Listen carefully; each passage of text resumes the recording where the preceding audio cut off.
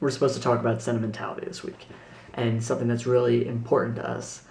And that's hard for me. I don't hold on to a lot of sentimental objects. I look around the room and, there's some, granted, but there's nothing that it's like I've had for so long that it's dreadfully important to me. It's the little things, like this little Converse boot that apparently my mom got when I was a kid, and I didn't, know about it until she pulled it out of the antiques, and I was like, oh, Converse, that's awesome, I didn't know about that when I was a kid, but I love wearing Converse now, and it stuck with me, and it wasn't something, when I was getting rid of all these little knickknacks and stuff, that was something I kept on to, because it's like this weird tie between my present and my past. And then there's my jacket. I used to collect t-shirts when I went to events, things like the Digitor, or whenever I would go to a concert, or any kind of convention, I would just get like a t-shirt or something to commemorate the event, and that was something cool.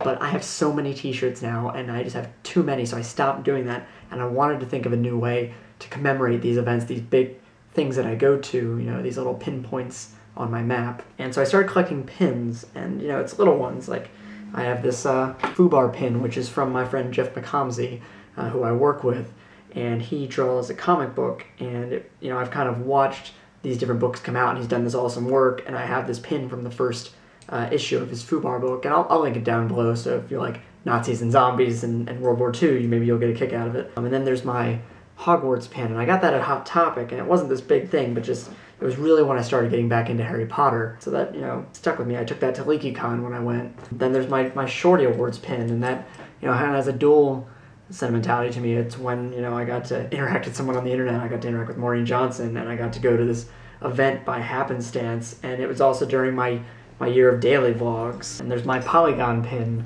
That was right when we're about to announce Polygon.com, which is the sister site to my favorite tech site, The Verge, and I went to one of their live shows, one of the last ones, and they gave out these free pins, so I got to really learn about Polygon, have something of the site a while before the site even came out, and that was a really cool event for me too, because I was there when one of my now favorite writers, Paul Miller, when he announced he was leaving the internet for a year. So, like, I don't know, I keep them on my jacket as kind of these badges of pride, and it's just something, I guess I do have some sentimentality.